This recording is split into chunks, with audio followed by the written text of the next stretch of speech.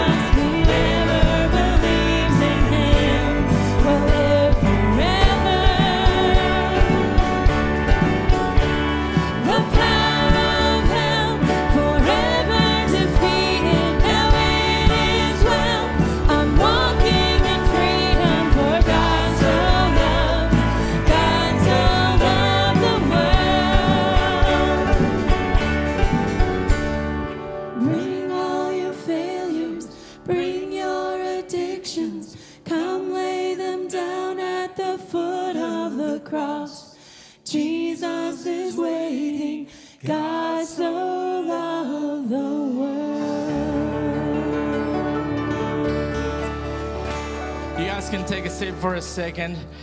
So welcome to Central Christian Church. It's good to have all of you this morning, and those who are watching online, welcome to Central. We're a church that we are letting God love us every single day, but at the same time, we're letting God love others through us. That's what we're all about here at Central, and we do that through the Sandman, which stands for See a Need, Meet a Need. And as you can see on the chairs, there's going to be some clipboards with Sandman. So I just want to encourage you, if you had a Sandman moment this past week or someone did something for you, please write that down. And I do have one from last week. I'm not going to say who it was, but this person wrote, "My neighbor locked her keys in the car at the doctor's office, and I was able to get her spare car key and deliver it to her." You know, just little things like that. Just little things like that when we are just letting God love others through us. That's what we're all about here at Central, and that's what we want to do every single day. So on your bulletin, there's going to be a connection card. And if you're a first-time or second-time visitor, please fill those out. We want to connect with you. And if you find me at the end of service, I might have a gift for you. So fill those out. And on the back, there's prayer requests. So if you have something that we can pray for, please let us know so we just be praying for you.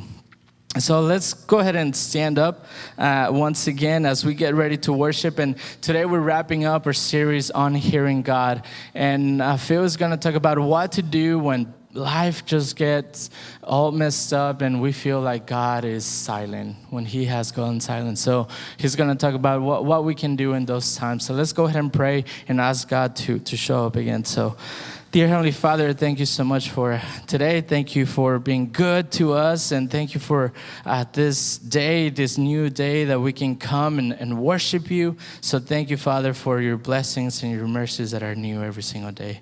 We love you. We worship you. In Jesus' name we pray. Amen.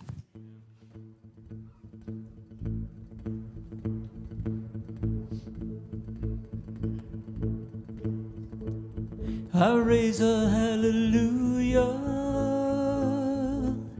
in the presence of my enemies. I raise a hallelujah louder than the unbelief. I raise a hallelujah. My weapon is a melody. I raise a hallelujah. Heaven comes to fight for me.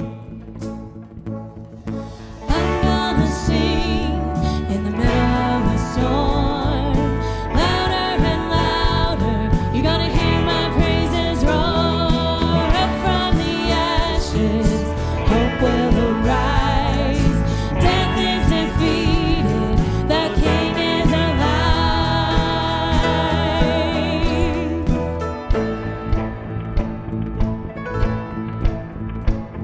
I raise a hallelujah with everything inside of me. I raise a hallelujah. I will watch the darkness flee. I raise a hallelujah in the middle of the mystery. I raise a hallelujah. Fear you lost your hold on me. I'm gonna Sing in the middle of the storm, louder and louder.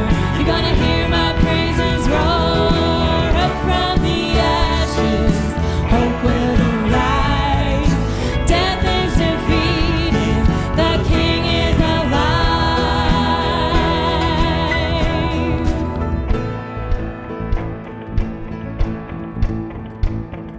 sing a little louder.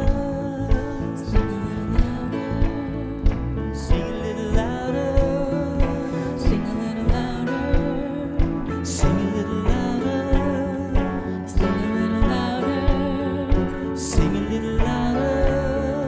Sing a little louder. Sing a little louder. In the presence of my enemies, Sing a little louder. my weapon of unbelief.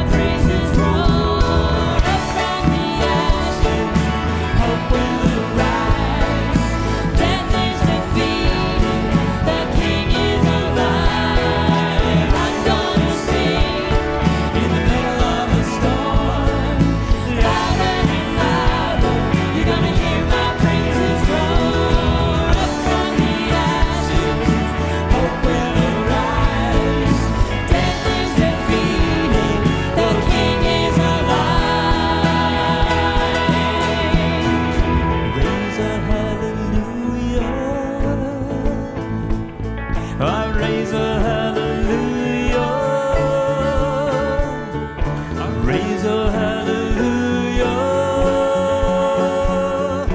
Raise a hallelujah.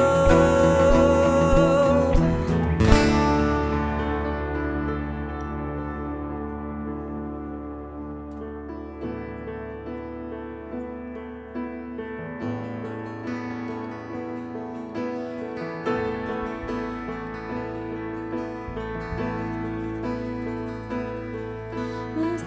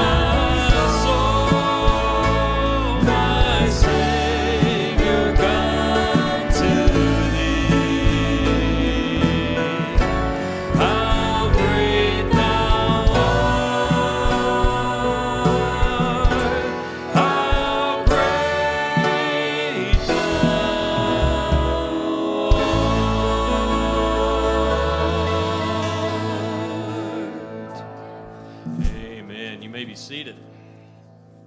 Good morning, Central. How y'all doing? Woo! How great thou art. How great he is indeed. God is moving among us.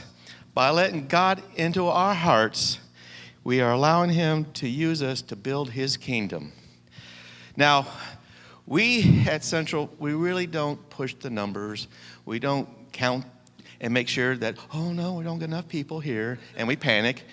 But at our last elders meeting, David Sosa did some research, and he gave us some numbers, and they were so heartwarming, exciting, I couldn't resist passing it on to you. Now, from what I understand, from March 2021, whatever that is, to now, we've had about at least 48 visitors register with Central. Out of that, about half of them have started attending regularly. And from that, yes, half of them have joined small groups. And out of that, about most of them have actually, become members. So God is moving among us. God is using us. Woo! I think that it just, I just can't express the love that I feel about the Lord, including us, including everybody in his kingdom. How vast it is, and how we need to help fill it up with all those people that he created. So, if you'll bow your head, dear Heavenly Father, Abba, Creator, King, thank you so much for loving us. It is by your grace that we are counted amongst your children. It is undeserved, but it is everlasting and always there. Please let us be able to open our eyes and our hearts to allow you in, so that we may be so filled with love that we want to include all those around us in your kingdom. It is a wonderful thing. It is a beautiful thing. It is good. Thank you so much for sending your son to show us how to have once more a relationship with you. I am so in awe that you would love us. It is a wonderful thing indeed. In your son's most gracious name, amen. We do have a lot to be grateful for and to be thankful for, so let's stand and continue in our worship, and let's sing this song out. I love you, Lord. Oh, your mercy never fails me. And all my days I've been held in your hands. From the moment that I wake up until I lay my head, oh, I will sing of the goodness of God. And all my life you have been faithful. And all my life you have been so, so good. With every breath that I am able, I will sing of the goodness of God. I love your voice. You have led me through the fire in darkest night. You are close like no other. I've known you as a father. I've known you as a friend. And I have lived in the goodness of God. All my life you have been faithful. And all my life you have been so, so good. With every breath that I am able, I will sing of the goodness of God. Your goodness is running after, it's running after me. Your goodness goodness is running after, it's running after me. With my life laid down, I'm surrendered now. I give you everything. Your goodness is running after, it's running after me. Your goodness is running after, it's running after me. Your goodness is running after, it's running after me. With my life laid down, I'm surrendered now. I give you everything. Your goodness is running after, it's running after me.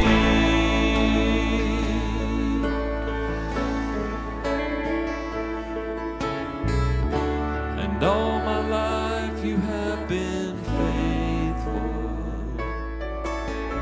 And all my life you have been so good. With every breath that I am able, I will sing of the goodness of God. I will sing of the goodness of God.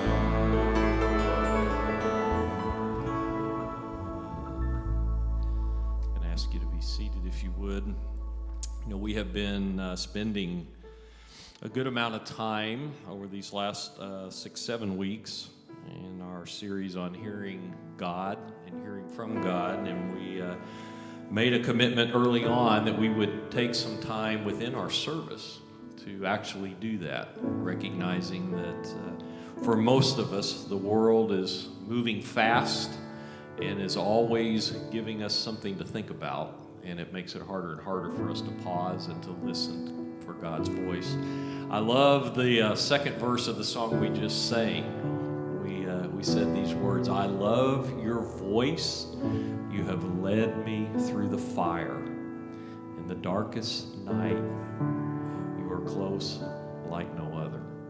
I think if there's any goal probably that Phil and David and I and the leadership of this church would have as the conclusion of this series, it's that indeed we would find a way each and every day to take some time to hear God's voice, recognizing that a lot of times we need help when we're walking through the storms of life, when we're walking through seasons of testing and trial and fire, and recognizing that God is always there and that His voice is always speaking.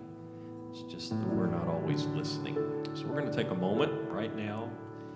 You can use the prayer that's on the screen as a guide to ask God to open your hearts, to clear your mind, prepare you to hear from God's word.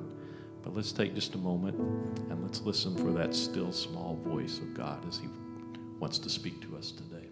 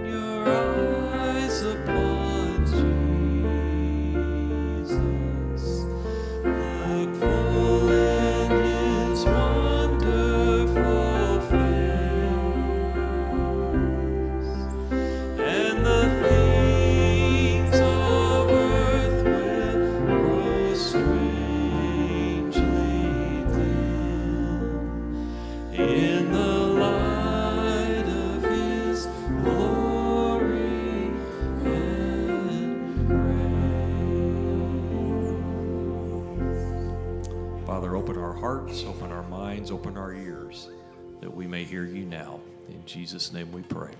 Amen. Amen. The children can be dismissed right now. Why do we need to learn to hear from God? Why in the world would we want to hear from God? Well, because life can sometimes leave us parched and overwhelmed and lost, and we find ourselves stranded in either a drought or the depths, or sometimes we just find ourselves in the darkness and we're not sure what to do next, and we need to learn to hear from God. One of the first sermons in this series, we have a teaching team. Mike did the sermon, I think, the first one out of the gate on why don't we often hear from God, and I think your answer was the same reason you're not often listening to your wife. You're just not listening.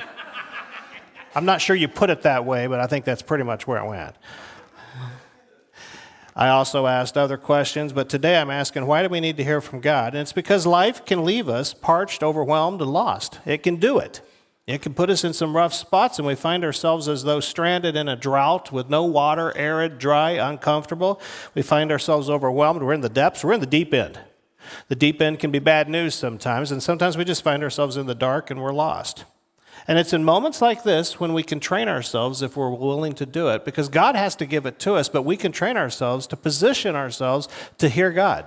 We can listen to God, and we can put a willingness and an openness to hearing God. So we're doing a series, and we're wrapping it up today on the need to hear God, the need to listen, with an honest, curious expectancy. Because people in the Old Testament and people in the New Testament, they just heard from God. It was just part of what happened. When Adam and Eve were in the garden, God spoke. When Abraham was doubting God's promises, God spoke. When Hagar was in despair and running for her life and uncertain how to get by, God spoke. When Jacob, you might remember these Old Testament stories, and maybe there are eliciting pictures in your mind, or maybe you haven't read these before, but Jacob, the grandson of Abraham, when Jacob was running for his life from his own brother, God spoke. He gave him a dream. When Joshua was afraid and uncertain as to what was needing to happen, God showed up and spoke, and he said, be courageous, mighty man. When Jacob's family was in danger from Esau and from others, God spoke, God led, God directed. When Moses was washed up, he was an old man, already seeing most of the end of his retirement, God showed up and God spoke. God spoke, God spoke. When Samuel was being called, God spoke to him. When Eli and sons were disobeying, God spoke to them. When Israel needed a king, God spoke. When Samuel was sent out to go find the king, God spoke. God directed. When David was exiled, God spoke. I could just keep going on and on and on, and you could too, because God speaks. And when you get to the New Testament, hearing God, God speaking, it went viral. It's like it caught fire. In the Old Testament, in the book of Exodus, Moses one day looked at the people around him and said, I wish that God's Spirit would fall on all of us so we could all hear from God. That was a wish. Joel the prophet said, the day will come when God's Spirit would fall on all of us and all of us can hear from God. You get to Acts chapter 2, and Peter got up and said, Joel got it right. It happened today. God spoke. Young men, young women, old women. God wants to speak to us. God wants to direct us. And that was the early church's experience. And so let's give ourselves some time to jump into that. Would you pray with me? Father God, you seem to assume through your Son that when he met people like us, just normal people, that we have eyes that aren't seeing. We can see things around us, but we're not seeing everything we should see. We have ears that are stopped up and trained to not listen. And we need you to burrow a new hole in our ears so that we could listen. And we have hearts that are sometimes just hard, and we've settled on a way, and we're not willing to rethink it. Father, give us the spirit and the gift of repentance so that we could rethink it, we could hear from you, we could be led. We pray this in the name of our Lord Jesus. Amen. Psalm 42 and 43 is where we're going to be. If you have the Bibles that we put out there, it's on page 469, or you can access it by virtue of your cell phone or your iPad, or you can cheat and look at the screen. Okay, I'm putting it up there for you. Psalms 42 and 43 can either be sung separately, or we think there's good reason to believe they were actually written as one song, which they got broken into two because there's times they just wanted to pull a part of the song. In fact, the worship team just did that. We pulled a verse or a chorus from a song, and we just used it and didn't use the whole song. It's a normal thing. The Old Testament prophets did the same thing. And in Psalm 42, we are reminded that life can leave us parched, overwhelmed, lost, because it can take us through a drought, Life can take us through the depths, or life can introduce us just to darkness.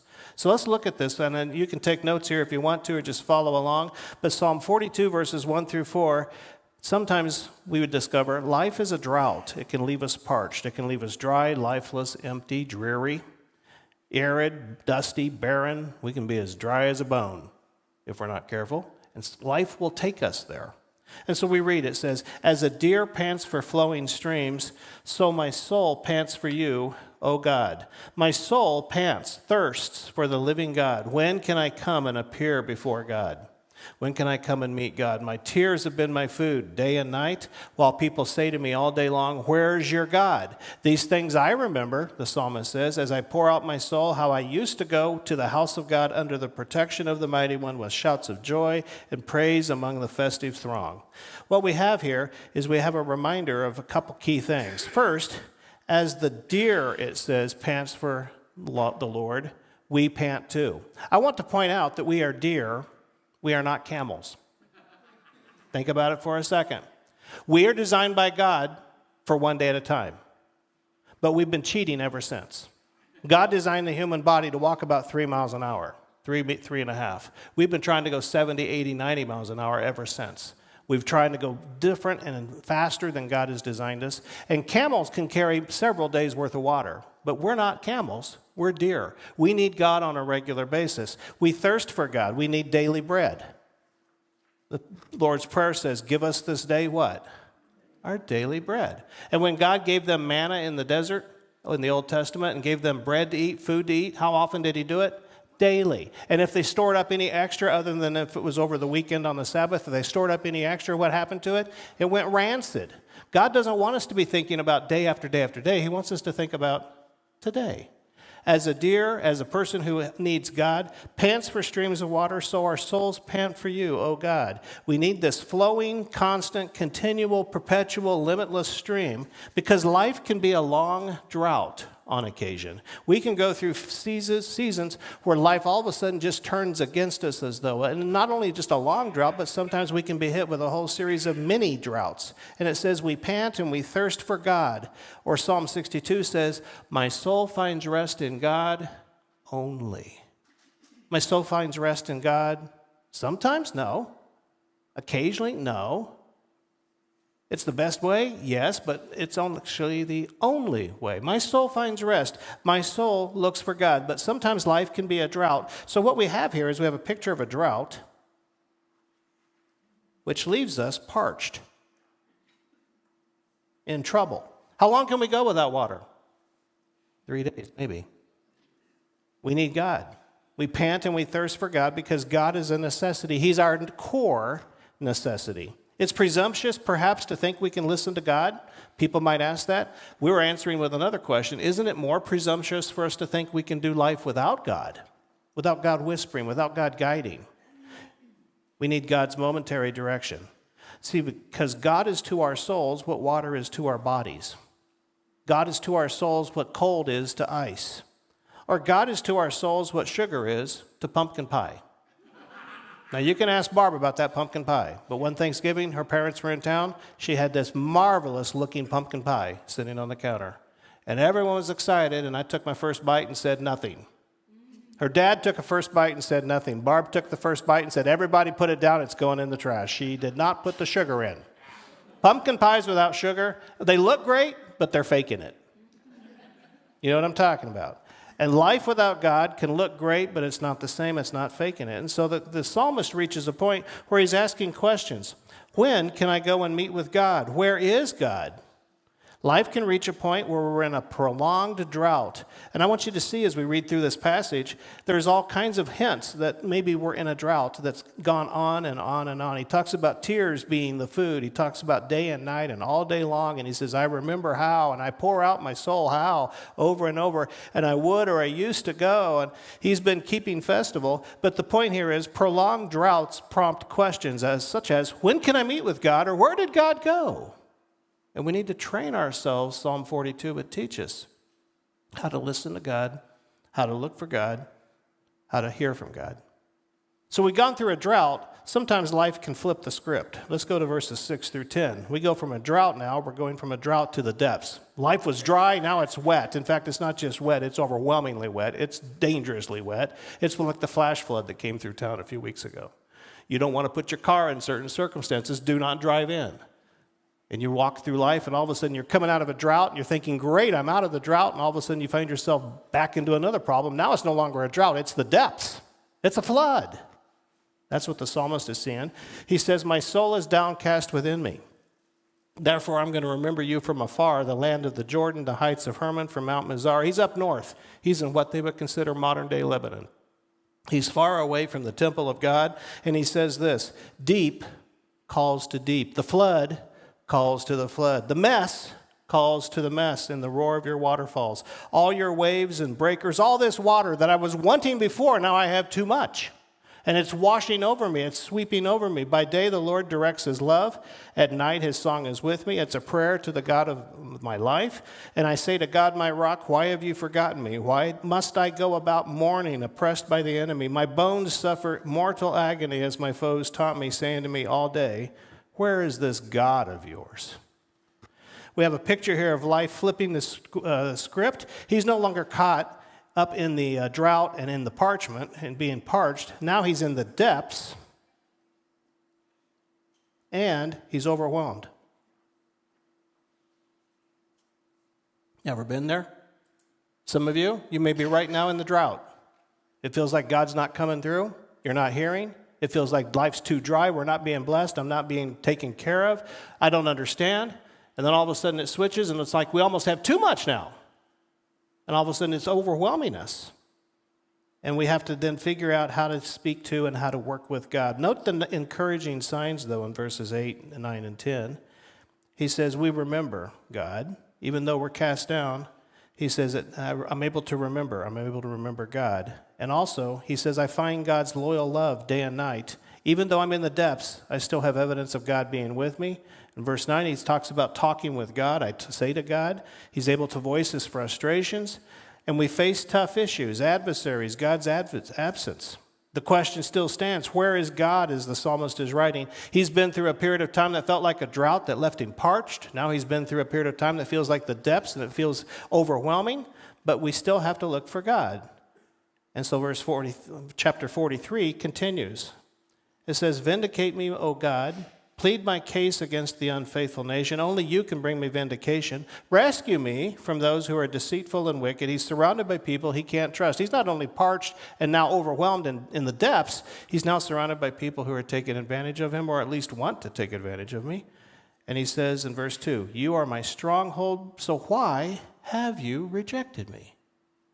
Now, you may not be feeling it today, but I guarantee you, if you live long enough, you're going to have days where it feels like God's turned his back. You're going to have mornings where you get a phone call and it's going to feel like, where in the world is God in all of this? He's not only gone through a drought that left him parched, not only gone through the depths that left him overwhelmed, now he's in the dark and he's lost. He's not sure what to do. Verse 3, he says, send me your light and your faithful care. Let them lead me. Let them bring me to the holy mountain, to the place where you dwell. Then I'll go to the altar of God, to God, my joy and my delight, and I'll praise you with the lyre, O God, my God. The psalmist has gone through a whole series of things, but he's still counting on God. He prays for light, he prays for truth and guidance, and he trusts that the darkness is going to lift and light is going to come on, and he's going to be able to see. So why do we need to hear from God? Because life has a way of leaving us parched in a drought. Life has a way of leaving us overwhelmed in the depths, being swept away by the current, the torrent. But life also has a way sometimes of leaving us lost in the dark, uncertain what to do. So how do we respond? Well, there's a threefold repetition I've skipped. I skipped it in verse 5, I skipped it in verse 11, and I skipped it here even in verse 5 of chapter 43. 3 times the psalmist puts this little chorus together. If there's repetition for a purpose, the New Testament and the Old Testament both sometimes repeat things over and over and over. Why? Because it's important. So here's what we need to learn. He asks himself, why, my soul, are you downcast? Why are you so disturbed within me? Put your hope in God. For I will yet praise him. He's my Savior. He's my God. We've looked at 3 problems: a drought, the depths, the darkness. We've looked at 3 results: being parched, being overwhelmed, being lost. Now the psalmist is going to suggest there's 3 things we can do. In fact, he's repeated them 3 times. Here's how we respond in order to put ourselves in a position to hear from God. The first thing is we stay honest. Honest not only with God, but maybe sometimes the biggest challenge is to be honest with who? Me. I am great at lying to myself. I am great at trying to confuse myself. I'm great at trying to talk myself out of doing the very thing I ought to do. Barb has pointed out that some of the biggest problems I've had in our ministry that starts churches is I talk myself into things I already had talked myself out of. She goes, if you'll go with your first instinct, you seem to have a better first instinct than you have later instinct. We have to be honest with not only God, with others around us. We need to be able to be honest with ourselves. And so he says, my soul, why are you downcast? He's dealing with reality. He's not running from the situation.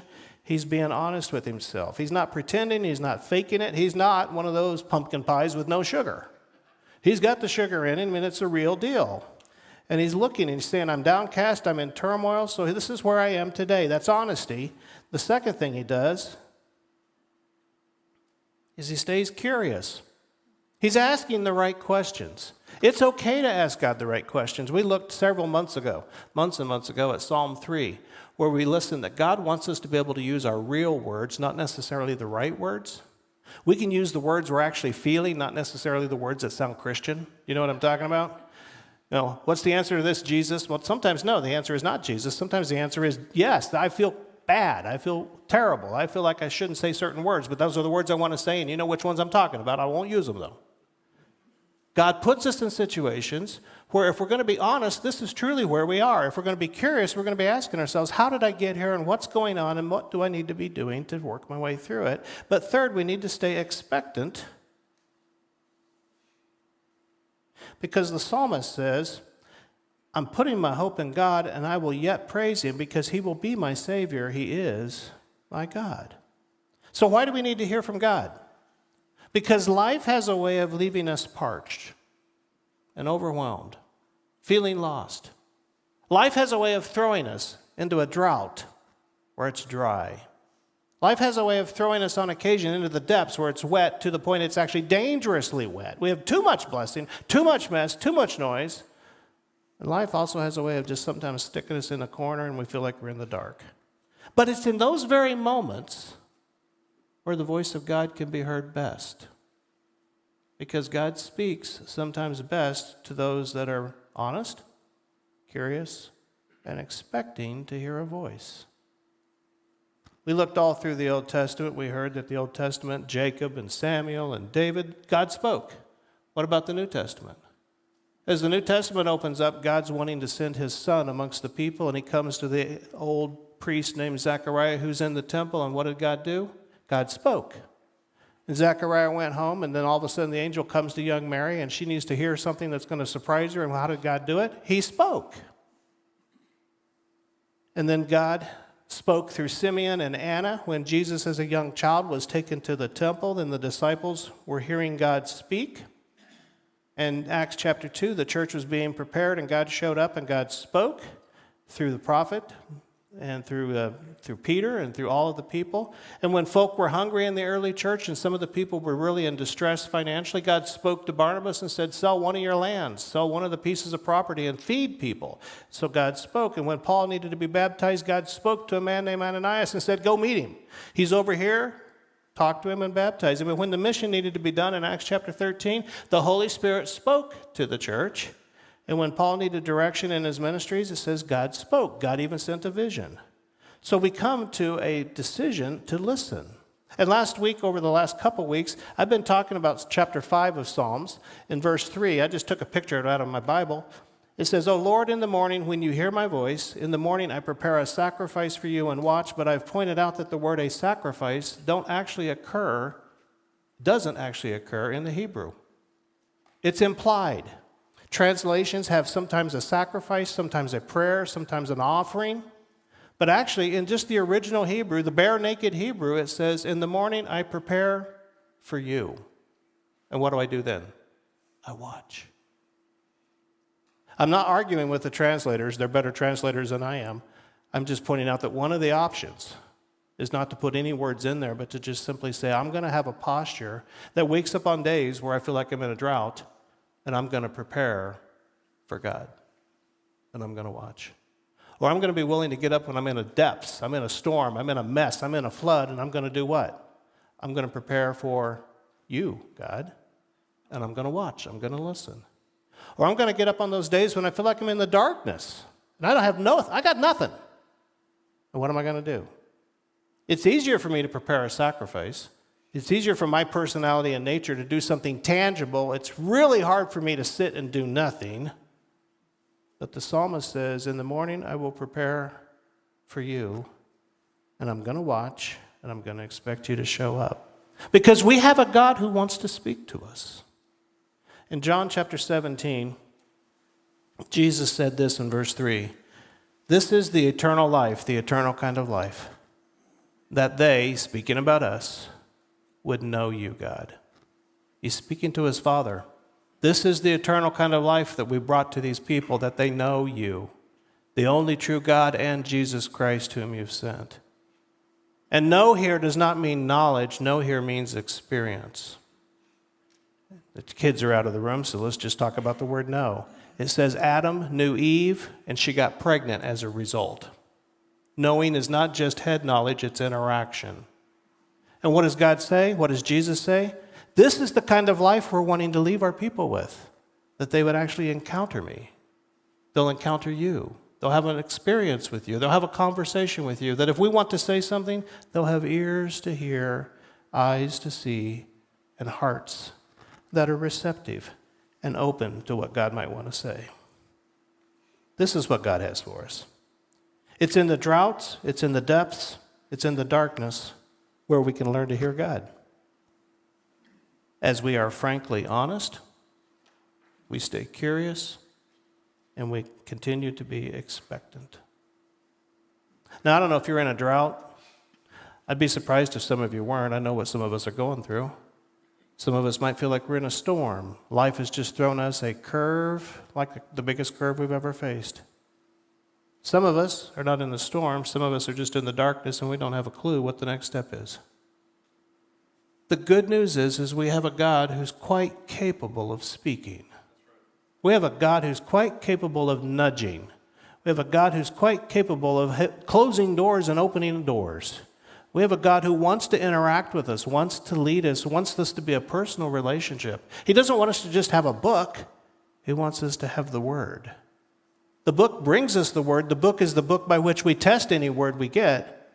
But He wants to whisper. He wants to speak. Let's pray. Father God, would you turn us into a community of people who are desiring to hear your voice? Would you help us become a people who hear, with ears that hear? Jesus said over and over to the crowds, he who has ears, let him hear, let her hear. In other words, we can actually decide to hear if we want to. Help us to hear, help us to see, and change our hearts so that we're soft, compliant, moldable in your hands, so that we can receive you. We pray this in the name of our Lord Jesus, to God the Father through the power of the Holy Spirit. Amen? Let's stand together. We have things to pray about. We may have decisions to make. You may be wanting to place membership in the church, or maybe you need to take a next step with God. Hear. Don't just sit here and let it kind of go in one ear and out the other. Hear and respond and listen to God. If you'd like to be prayed with, the elders and some of the other shepherds in the congregation will be in the back. Let's continue to worship.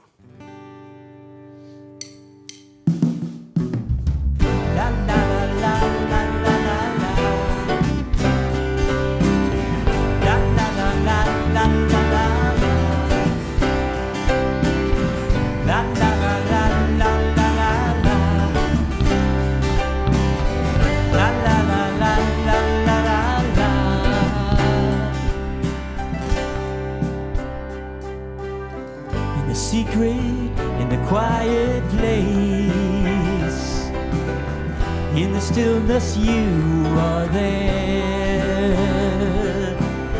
In a secret, in the quiet hour I wait, only for you, 'cause I want to know you more. I want to know you, I want to hear your voice, I want to know you more. I want to touch you, I want to see your face, I want to know you more.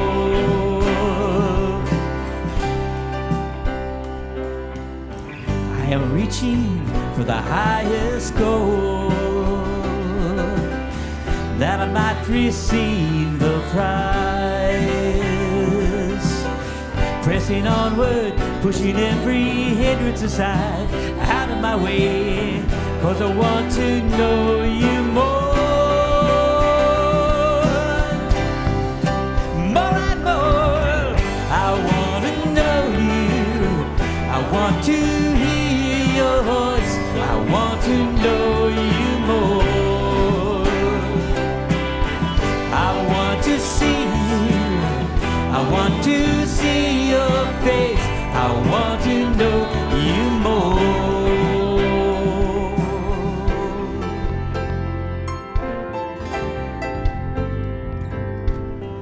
I want to know you, I want to hear your voice, I want to know you more.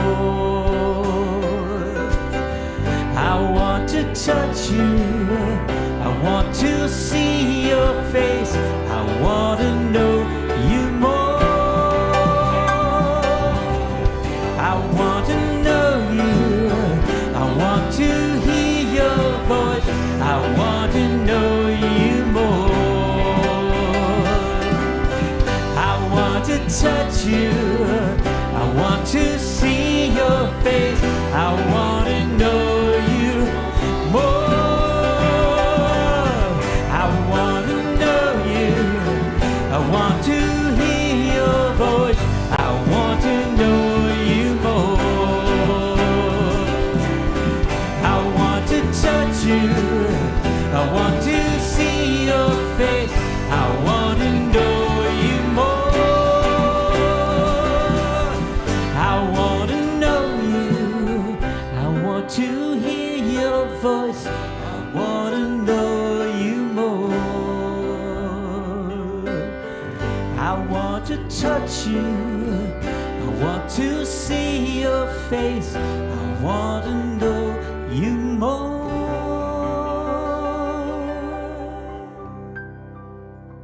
Please be seated.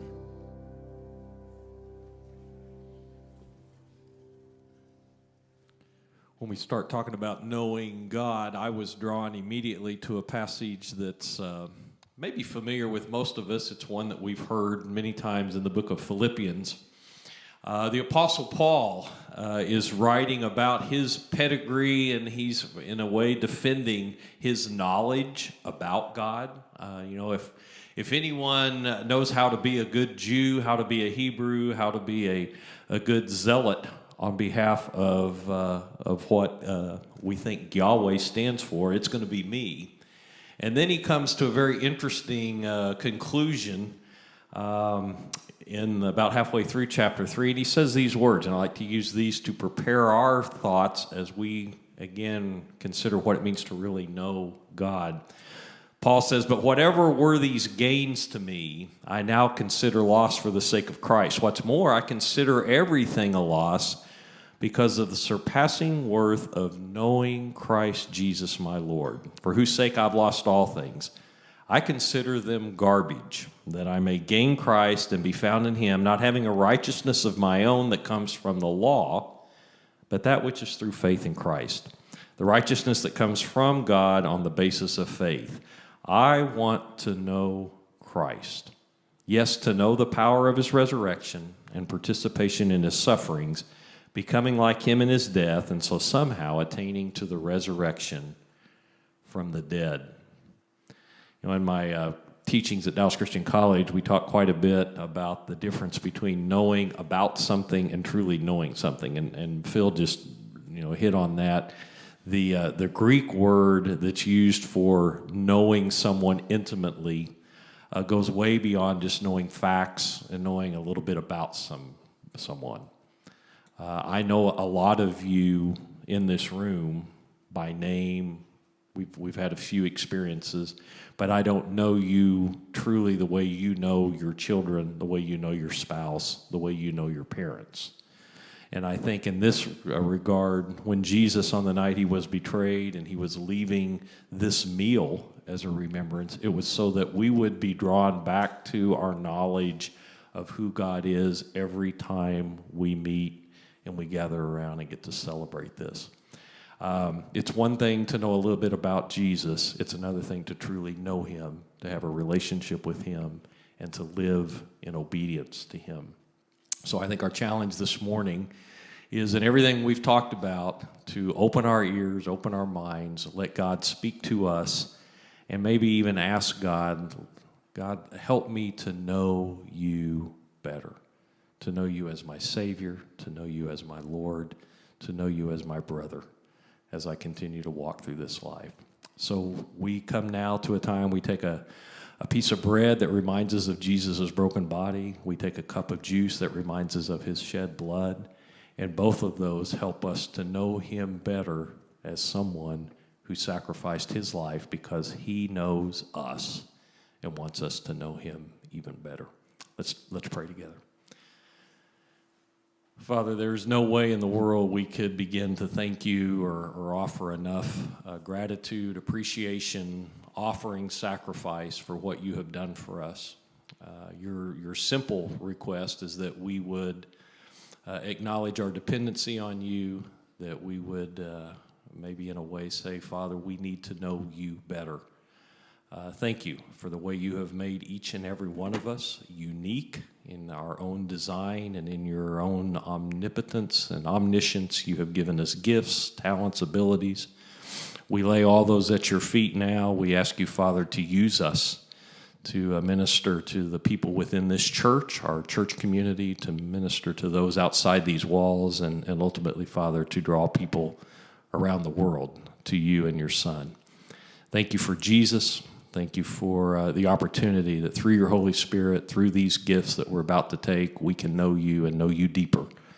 And we ask you throughout this week that you'd keep speaking to us and drawing us closer to you. And may we now hear your voice as we commune with you. And it's in Jesus' name we pray these things. Amen.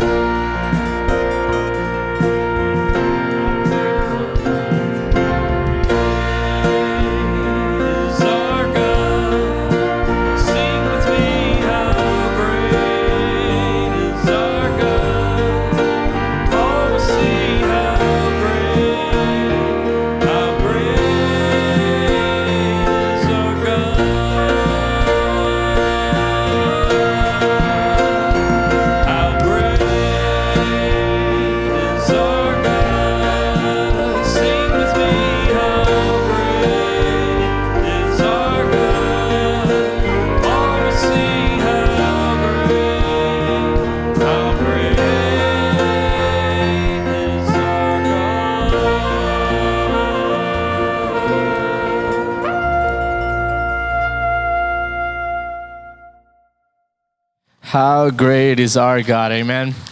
He is great, He is good. Go for it. Yeah. All right. Sorry, he wasn't expecting this. I was with board members last night from the ministry I run, Nexus, and I found out that one of the missions that we work with in India, CICM, they've been kind of called by the government, and basically the leaders of this mission over there have been called by the government and asked to stay in their home, and we're coming to visit. It's usually not a good call, something like that. So I would ask, as you have opportunity this week, just keep our missionaries in mind. We don't need to know all the details, and we really don't know all the details. All we do know is the government's basically starting, it looks like perhaps another crackdown on people sharing their faith. I just wanted to share that with you today. Awesome. On that note, be praying for our friends in Ukraine as well. I know we have missionaries over there, and they are in need of our prayers. So be praying for all of them, for all of our missions, including Nexus. Thank you for what you're doing. So I'm glad you guys were able to come to Central Christian Church, where we're letting God love us every single day, and we're letting God love others through us. And we are entering an exciting season here at Central. Like Phil said, we are seeing God move in many different ways. We have our fall festival coming, in just a month. And we're going to need a lot of volunteers, so please be thinking about that, on how you can volunteer, how you can help in that. As well, we have a couple of sign-up sheets in the foyer today. We have a life group sign-up, so if you haven't signed up for a life group yet, I want to encourage you to be part of that. There's many different groups throughout the week, so please just go look at the list, and if you're prompted to sign up, just do it and just show up and see what God can do. As well, we're going to feed the homeless in 2 weeks. There's a sign up there of different things that you can bring as well, and yet again, that's just a perfect example on how we can let God love others through us. So let's go ahead and stand up, and I might ask Ressie and Josiah to come up, and they're going to be picking up our Sandman cards. And like I said, if you are a first time or second time guest and you signed the connection card, if you come find me, I have a gift for you if you return that with you. So I want to leave you with this blessing. There should be on the screen. Thank you. It says, "Gracious and Holy Father, give us wisdom to perceive you, intelligence to fathom you, patience to wait for you, eyes to behold you, ears to hear you, a heart to meditate upon you, and a life to proclaim you, through the power of the Spirit of Jesus Christ, our Lord." Amen. You guys have a blessed week. For God so loved the world that He gave us His one and only Son to save us. Whoever believes in Him will live forever. The power of hell forever defeated. Now it is well. I'm walking in freedom. So God so loved, for God so loved the world.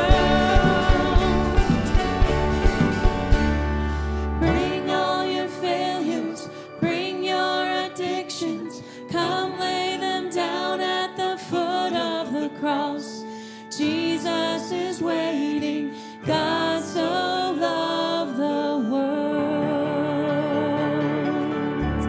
We pray you have a blessed week. Take His love out with you today.